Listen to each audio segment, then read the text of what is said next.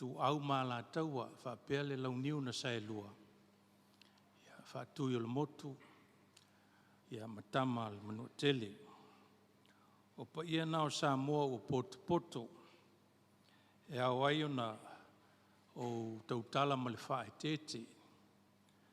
Ai ale mamalu o le au wala au lia, ia ma tātou malo mai whafu, nei tai au. Le melea, ia au ai ona uwha tulou atu, tulou na lava. Awa o lea o le a sosopo le manuvale le whongatia, ai mangaloia so mātou leo, ia ona o loutou finangalo malamalama.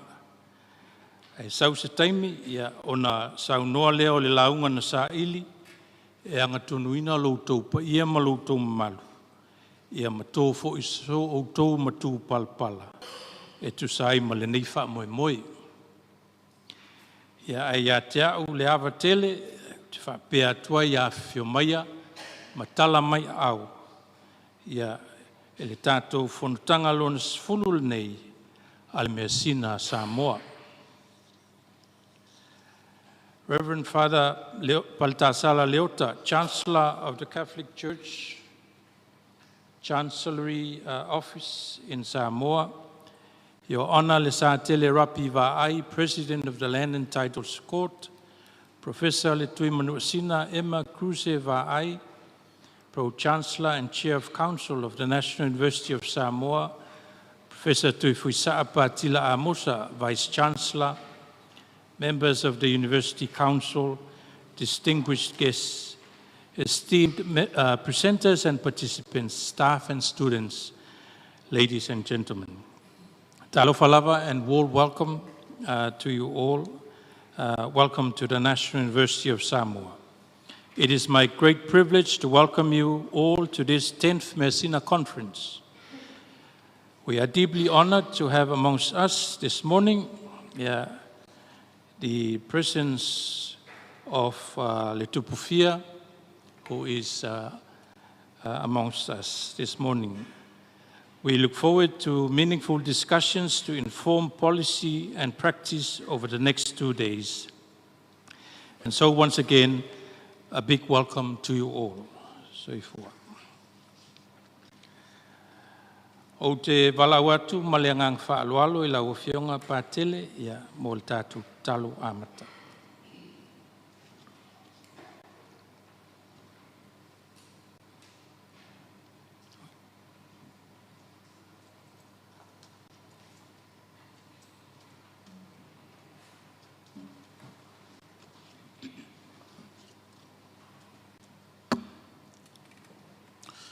Papai lau whionga le whongo tātou aso I lau whionga pe Star Desmond.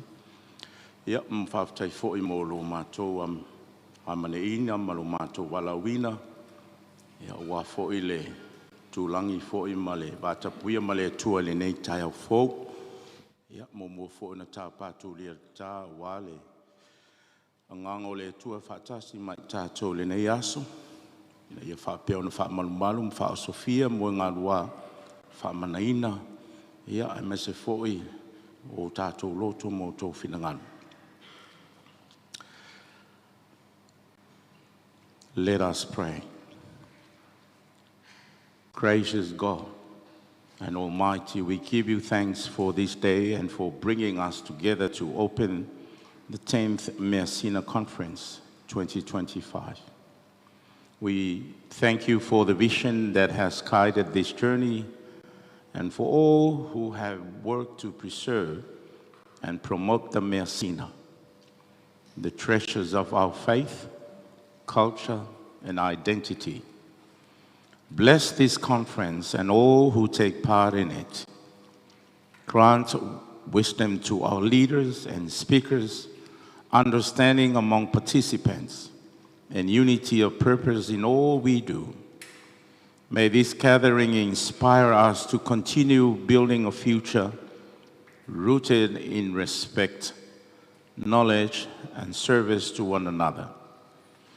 We ask your blessing upon our work today and in the days to come. May all that we share and learn bring honor to you. and benefit to our people. Le tua alofa ma le anga lelei. Mātou poto ma wai o luma le nei tai au, mai fau pea lo alofa i aso uma. Ma le loto whaaftai ma le wha moe ola i lau o fio. Whaaftai mo le nei lao lao, ma whai ona mātou mafuta ma poto whaatas. Mo le nei ngā ruenga. O le fontanga MEASINA. Lona se fulu lea, i le nei tausanga luafe lua lima. O se whamanatunga o lo mātou whaatuatua. Anga nuu, ma MEASINA tu whaasolo. Le ri e whamanuia mai le nei mafutanga ma le nei whaamoe. Io o mai lo nganga pa ia e musuia o mātou mawhauwhau. Tai o mātou loto, ma whamarusia lo mātou nau.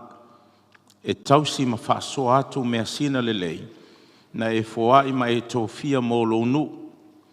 Mātou te talo, ia e foai le poto, ia i lātou umalava ma le malama.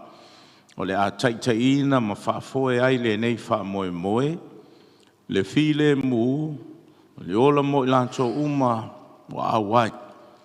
Ma fusia whaatasi ai mātou umalava i manatu ma mawhauwhau. Ia vea mea uma mātou te whaia e le nei aso, maso uma, o le vi inga lava o lo suafa pa ia manuia ai whanau, mau ngā tupulanga whai mai ma le lumanai. Mātou te tui nātu ai le nei mawhtanga, ma le nei whamoe o awalofa. Whātamau a inga ina i mātou uma, i le alofa, i le iloa, ma le whautauta, ma lo alofa tū noa. La mātou te talo lea, e la atu i le suafo kariso o lo mātou ali, i le whaavavau lava, amene, ma amene.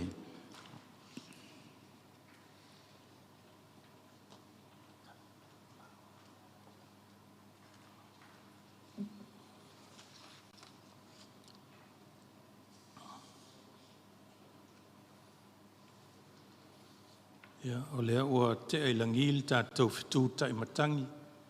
Tu sai ma le tātou whaasani ma le whaapolo. Sa alo atu iai le whionga ia pātele. Ia, tu sai ma le nei tai au.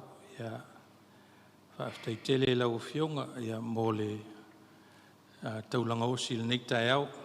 Ia, tō matau nai. Ia, tala aloa ia il tātou fontanga il nei tai au.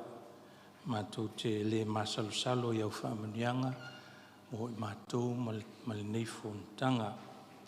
Ua saunia le komiti sina me alofa whātau waa. E talamasina iai ia lo fio mai, ia e tusai ma le tātou whaamoe, e mese lo sautau e le nei tai au. Ia atuai ma le mātou te talo. Ia maua pea lo malosi, matumu pea lau tumu le tumu whaale atua ia awalu wala wina.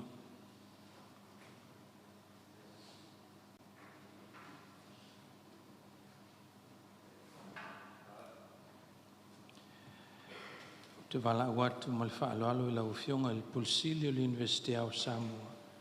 Lau whionga Professor Tuifi Sapatila Amosa te whio mai e whailo le launga na sa ili o le nei whaamoe.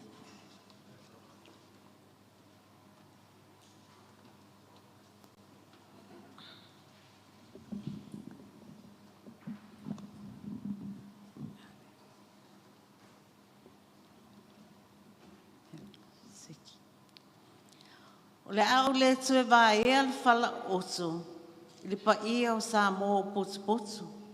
Ai o tu la i male avatele, e fa ailo tatou la unga na sa ili, mo le fontanga lona se fulu le nei a MEASINA Samoa. O le afionga i al sa tele rapi va ai, sa onga fa alo i le University au Kilani New Zealand, ma tau sanga tasiva fit solo na fa au uai malona fa ilonga tikeri fa aloia po le LLP. Ma tasiva fit fa tasiva fit ono. Sa ave ai o ia maloia mangalue ai fa aloia po barrister and solicitor i au Kilani New Zealand. O le tasiva fituono na malanga mai e Samoa ma amata I lola na tautua whaalo ia le atunu. Sanga lue mo o ia le ofisa lo ia va ai ma le tasiva fituono I le tasiva valutolu. O le tasiva valufa sa vei o ia whamasino le tumau o temporary magistrate mo le ono masina. O le tausanga lava lea tasiva valufa tasiva I valima sanga lue ai le ofisa lo ia a cruise va ai mabalo. O le tasiva I valima fo'i na amatai lan tautua whaamasino I Samoa nei. Na amata le tofinga le whaamasinonga whaitu malo a Samoa po le district court charge ma le tasiva I valima I le tasiva iva. O na so ai lea malona tofinga e vea whaamasino mawalunga a Samoa po le Supreme Court charge ma le tausanga I lua afe se iau o le tausanga I lua afe sfurfitu. O le tausanga fo le lua afe sfurfitu. Sa malanga tua I nauru ma a vea whaamasino mawalunga ale malo nauru. O stofinga sa ia umia mai lua afe sfurfitu se iau o le tausanga I lua afe lua sfulu. O tausanga I lua afe lua tasi lua afe lua. Sa tofia ai as whamasino le tumau le whamasinonga mawalunga Samoa po le temporary judge of the Supreme Court of Samoa. Au tausanga fo I lua afe lua. Sa tofia ai e vem presidente o le whamasinonga o whanua masuafa Samoa o stofinga o lo ia umia pia se ia o mai taiminei. Tu whaatasi au tau au e whaafeiloa e tatou la unga na ami.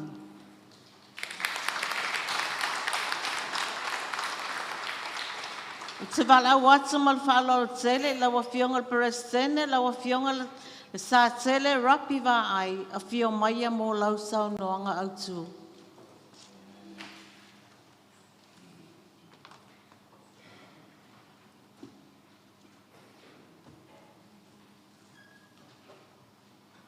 Ua mai an pailango pa I o tātou asa. Mai a fo en si le whaftai I le tātou tapa au sili tu sai man nei tai au man aso. Te minei o te whaatalo whātu le suafa manu malo tātou whaola. Malo soifua, malo langi ma. O tau pa I am whai ngā le a nunu atuia whaatini o tau sala.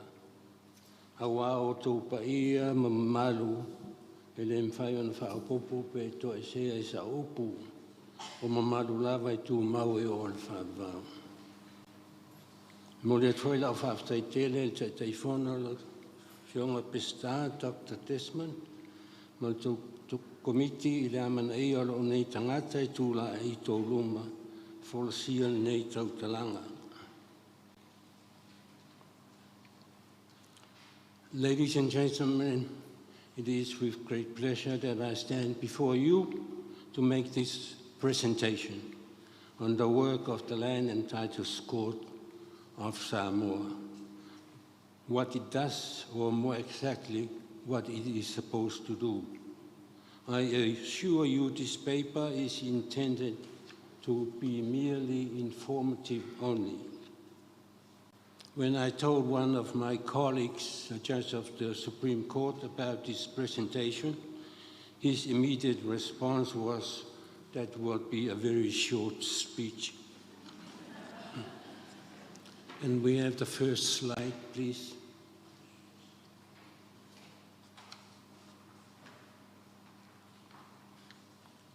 I would like to commence this paper by briefly discussing the history of the court from the time the New Zealand administration took over the administration of Samoa. New Zealand inherited the use of tribunals which the Germans initiated to settle disputes between Samoans over titles and in particular land disputes. In 1920, a Native Land and Titles Commission was enacted.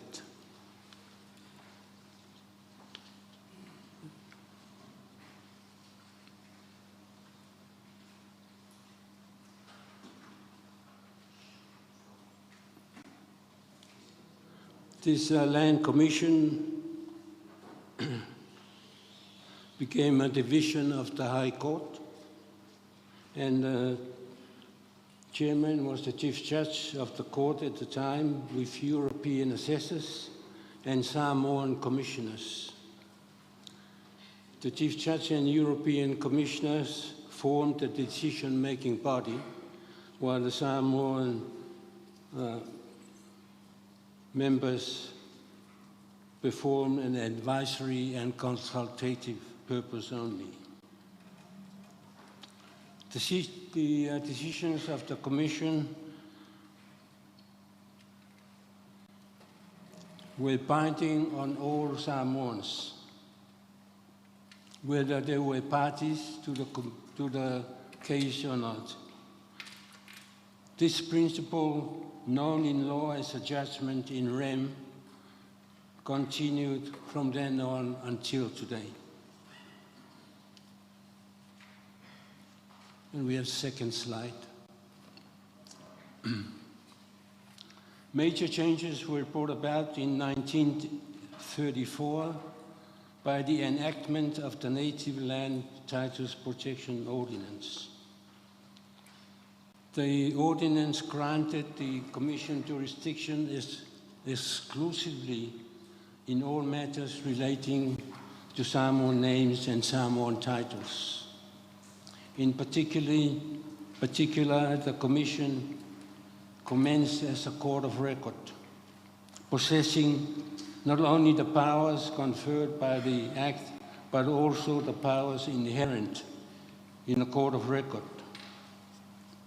As a court of record, it processed applications by Samoans to alienate land to other Samoans. It dealt with wills by Samoans. It has its own commercial, and the chief judge was then called the president. Two significant amendments, slide number 3, were introduced to the 1934 Act. The first amendment was in 1951. This amendment erased derogatory colonial connotations from the previous legislations.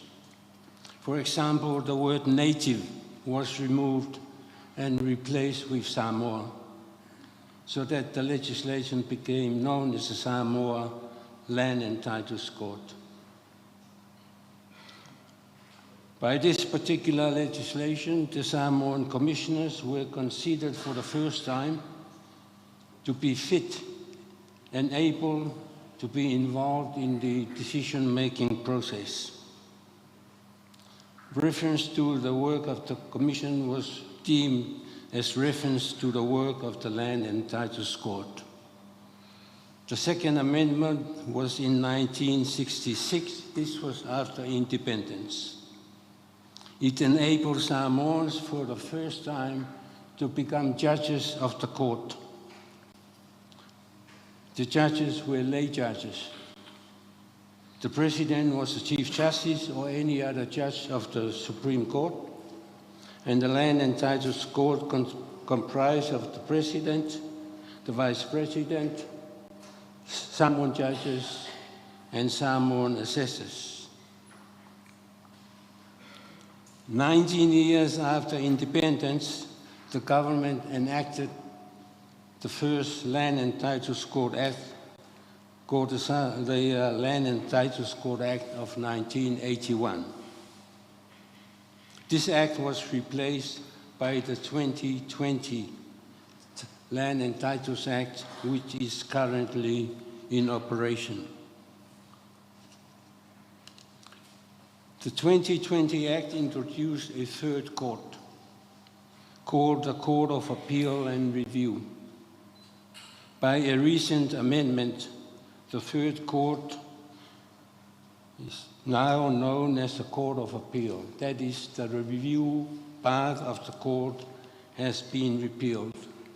This enabled the Supreme Court to review decisions of the Land and Titles Court, as was previously the case. The appointment of assessors was also abolished by the 2020 Act.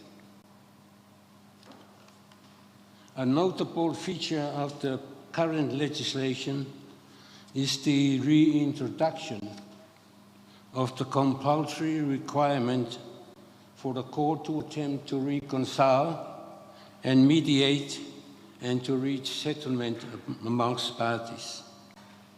This was also provided in the 1999 Act, but was subsequently repealed. Mediation and reconciliation, Soale Pule, was a great success. Not only did it resolve the dispute, it also took away and removed the bitterness and ill feelings and resentment amongst the parties. The parties resolved their own disputes. Everyone left the courtroom in a good mood. There were no winners or losers. A court hearing would create losers and winners. The winning party would go home praising the judges for their wisdom, while the losers accused the judges of bias and aivalea. It also saved the court's time. The success rate of mediation and conciliation was very encouraging.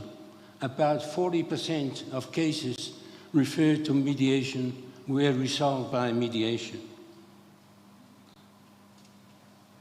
Unfortunately, for some reason, the latest amendment to the Act has removed the mediation and reconciliation process. Indications are encouraging that this reconciliation and mediation aspect that has been removed will be reintroduced by the current government. Another notable feature of the 2020 legislation was the attempt to control Matai splitting. That is the creation and conferment of one title on many candidates. It cannot be denied, and we all accept, that from the original holder of the title, many, many decades ago, families have grown. The illustration is on the board. We start from the original owner at the holder at the top. He, of course, has a wife or many wives as they were used to, and they had offsprings, and from those offsprings, the family expanded. So from the Pai, Itu Pais were created. And those Itu Pais, of course, increase in numbers, and it comes to the creation of the Fuaifales. Then, of course, the Fuaifales increased and increased, and it comes down to the creation of Matafales.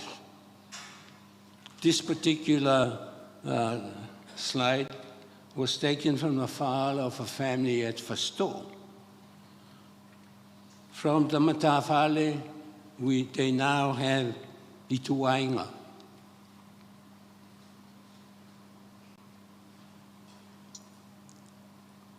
The purpose of the chart is simply to portray the progress from the past to today of the increase in Matais. It explains why this particular family from Fasto has numerous holders of the same title. Unfortunately, it also explains why this particular family frequently comes to court over land disputes, because so many members of their family are fighting over possession and use of the land. I now come to the present day Land and Titles Court. Prime Minister Tupua Tamasese at the opening of the dedication of the Tuasivi Land and Titles Court in 1970 said this about the Land and Titles Court. The respective roles and functions of the two courts, that is, the civil and criminal courts and the Land and Titles Court, are different. One is for the maintenance of law and order, the other is for the protection of rights to customary land and titles. The two basic fundamental issues which form the very core of Samoan society. The decision of the criminal courts will affect only those accused, whereas the decision of the Land and Titles Court have a far-reaching effect, for they are binding even on the unborn. Secondly, the Supreme Court of Samoa in 1993 said this about the Land and Titles Court. The Land and Titles Court is a unique court, but not an inferior court. It has exclusive jurisdiction over Samoan titles and customary lands. It has its own procedure. It governs a legal system different and separate from that of the Supreme Court. The Land and Titles Court is the supreme authority for Samoan custom. The current jurisdiction of the Land and Titles Court is provided for under Article 104 of our Constitution. It has original jurisdiction and possess and exercise all the jurisdiction, power, and authority which may be necessary to administer the laws. In particular, the Land and Titles Court shall have jurisdiction in all matters relating to Samoan names and titles. The rest are provided for under the article. I now deal with two aspects of matters which the court deals with. I first refer to Matai titles.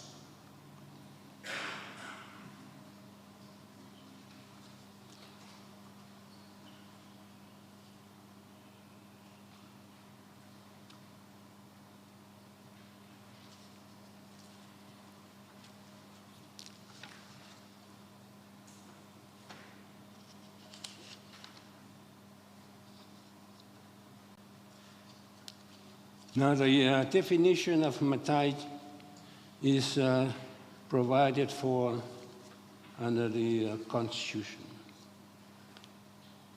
It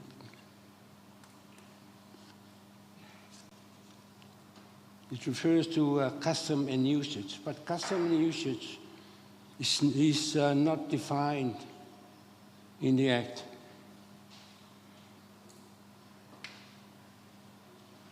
And the reason for that is very obvious, because Parliament recognizes that custom and usage evolves with time.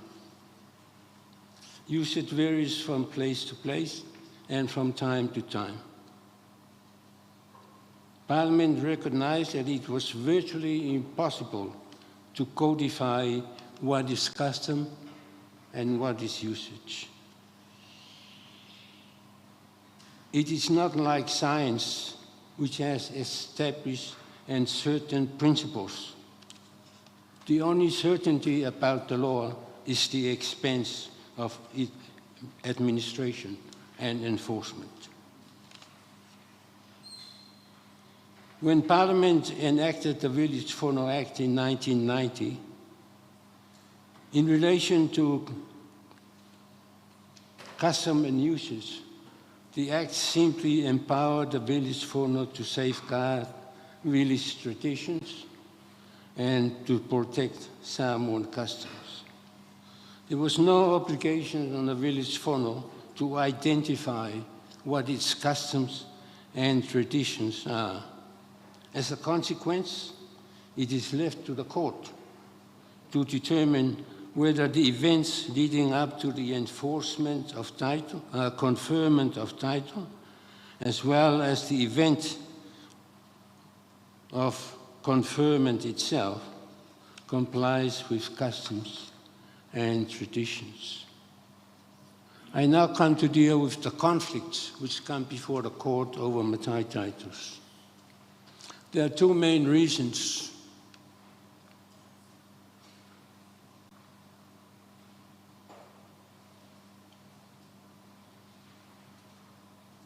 Go back.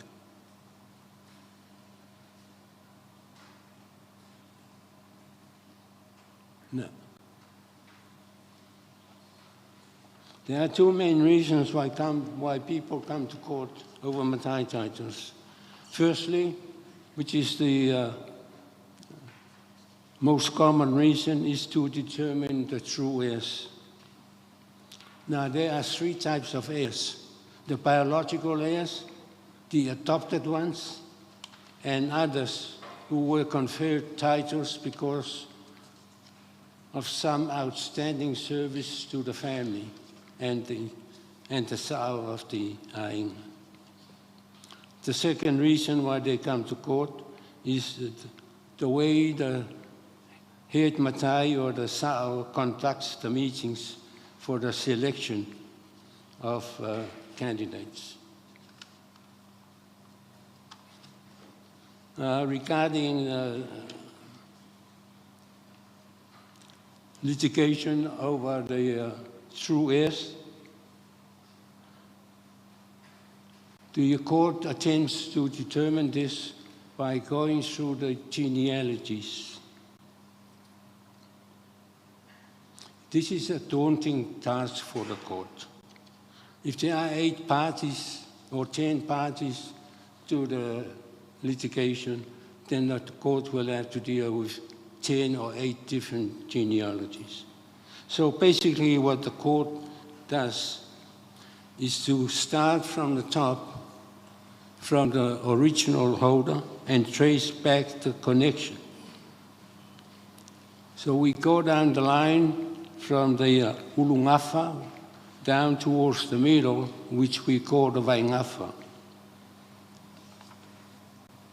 Progressing from the original owner, we identify similarities which are common to most of the parties and relate back to the written submissions if there are events or happenings which may explain any differences. We then pause at the Waingafa, we go back towards the top, and then we proceed down to the bottom, which is the Ungafa. Those basically is what the court does. As for the adopted heirs, most families, if not most, all of them, have accepted that the adopted heirs and others are now part of the Ainga Putuputu. They therefore have equal rights as the biological ones.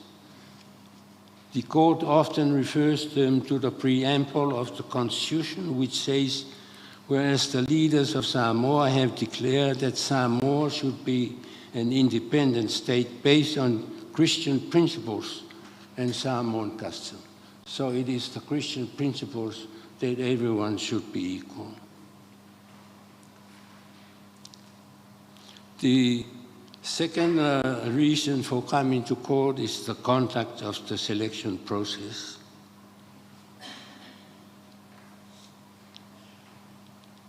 We all recognize that the families have grown and that all heirs cannot fit into the residential site of the Matai title. The current holders often come to the meetings with a list of his candidates who are not only overseas, but also elsewhere in Samoa. So there is no way for those heirs present to review whether the candidates to be bestowed the titles were fit and proper persons and in accordance with whether they are familiar with Samoan customs. The other emerging conflicts which come to the court are over the Matai splitting. What is now happening is that the Sao, the head Matais, are arguing who is the senior, or who is the chief, or who is the whālolonga. They also argue which Sao has the control of and authority over the residential site of the family. They also argue who has the authority to confer the Matai Pitovao. They also argue who has the authority to dispute and allocate land for the use of the family members.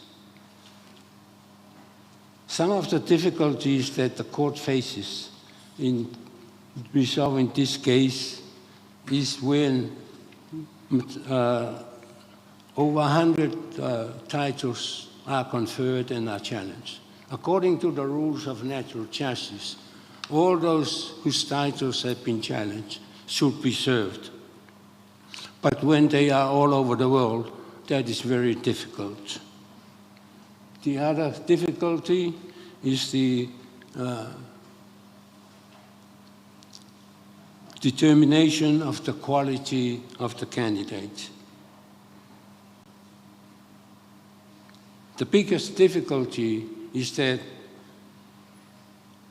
since the enactments of all this legislation from 1934 to the present, there have been no codified rules and procedure of the court. So for over 80 years, the court still doesn't have procedures and codified rules. I now have a draft of the rules on my desk, and I assure everybody that there will be codified rules before the independence celebrations of next year. I now come to discuss the land disputes.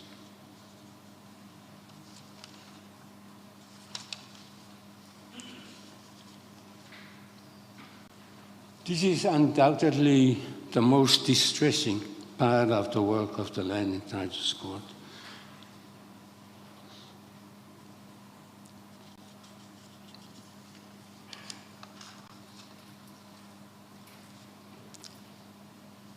The boundaries between districts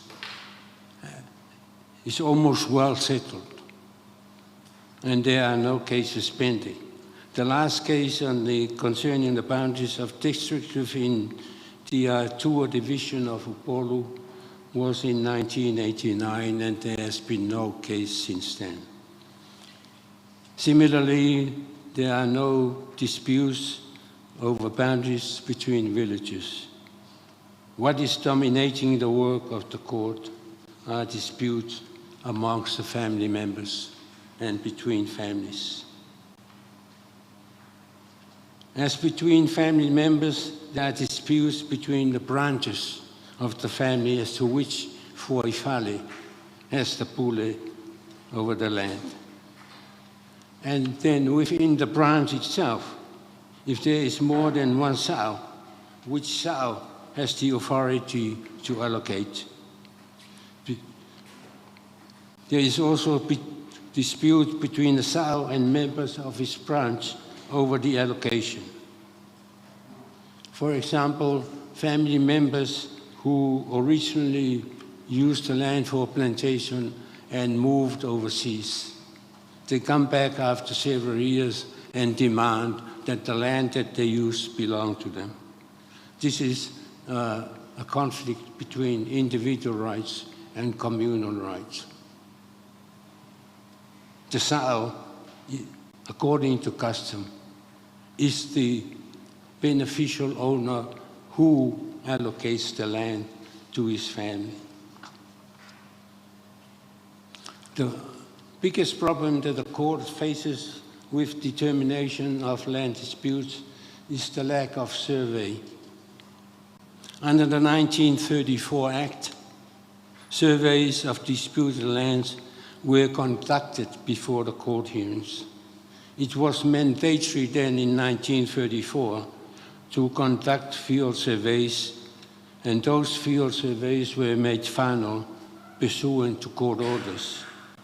However, the delays in conducting the field surveys resulted in the discontinuance of the survey requirement.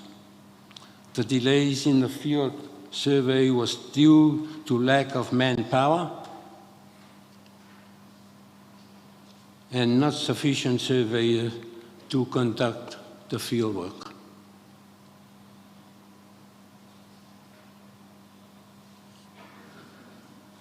Under the 1991 and 2020 Act, the surveys are now optional. Indeed, it was never done before the court hearing. Surveys are very expensive, and families do not want the survey done, simply because they think it's so expensive. The cost of surveys have discouraged litigants to undergo surveys even if ordered by the court. They would prefer judges to do site visits and point out to where the survey markers for the boundary should be placed.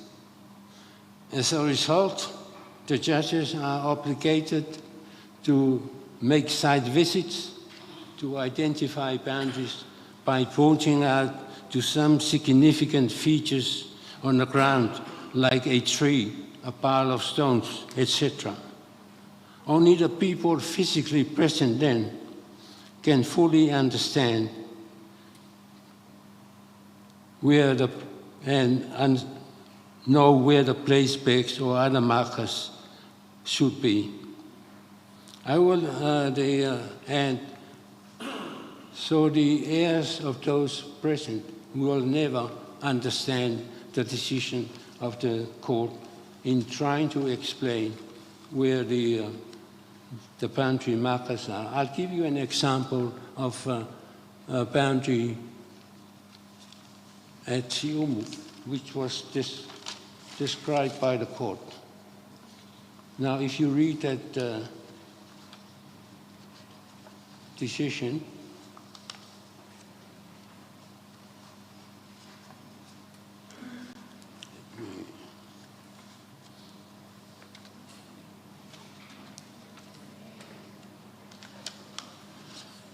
it says, the boundary of the lands are as follows.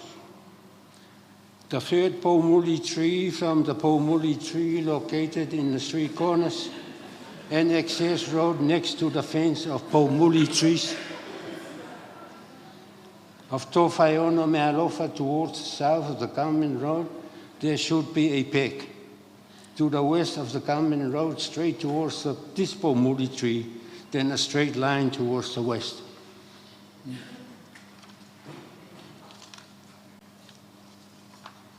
The second slide concerns the boundary of land at Salilonga.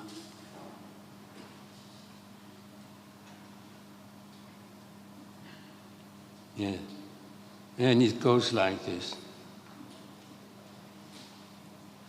A section of the boundary between the plantations of the petitioner and the respondent on the land Vaiolei commences at the stump of a burnt-out tree situated at the foot of a terrace, as pointed out to the parties by the court.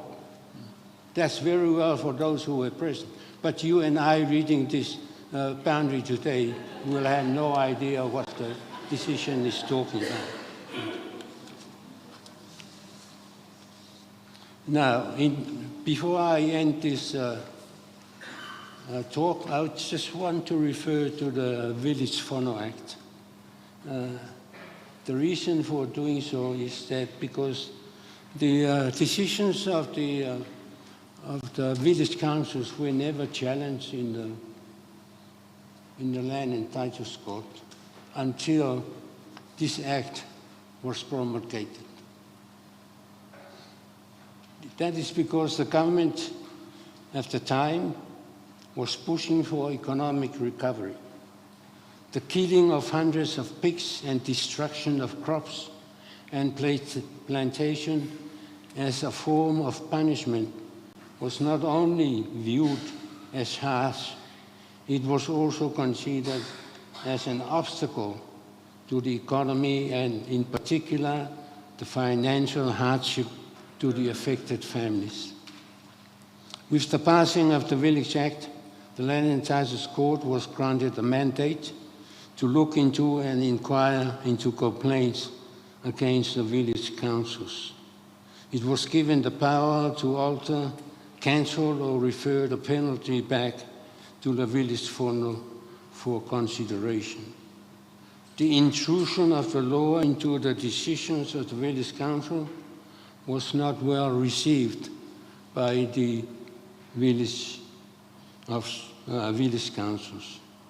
It was reviewed as interfering with the customs and usages of the villages. It was challenged unsuccessfully in the Supreme Court and the Court of Appeal. And for the crime of punishment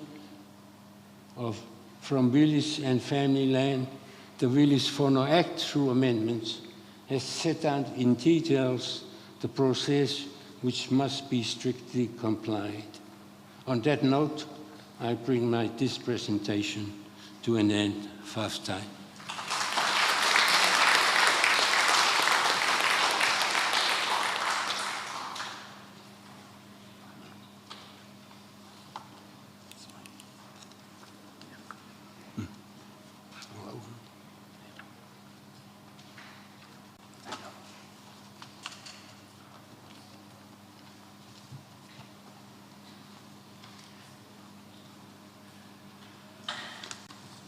Toi pati mai mo le atula unga na saili ya o le nei fontanga.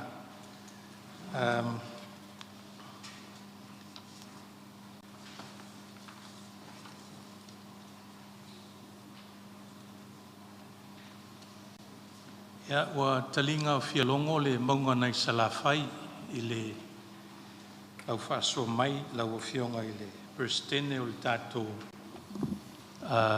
whaamsinonga o whanua maswafa ua whaamalo le tāpena whaafitai mo le tali lei o le whaatala o lātua le tātou investea wao. Ia e tusai ma lau fio mai i le nei tai au. Ia o le mātou tatalo ia whaafua loa pea e le atua lo soifua au ona. Ia ua Samoa mo na tangata. Ua saunia fo el komiti sina mea lofa whaatauwaa e talamasina ei lo fio mai i le nei tai au.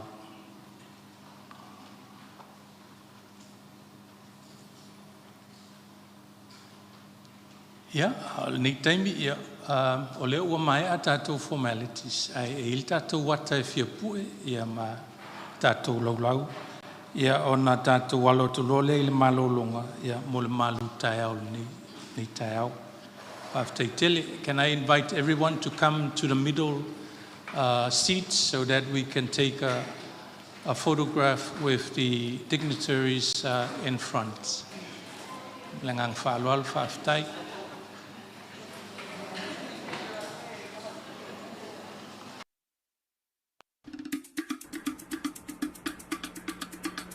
Ta'alawhalawa Samoa. It is my honor to invite you all to be a part of a special gathering.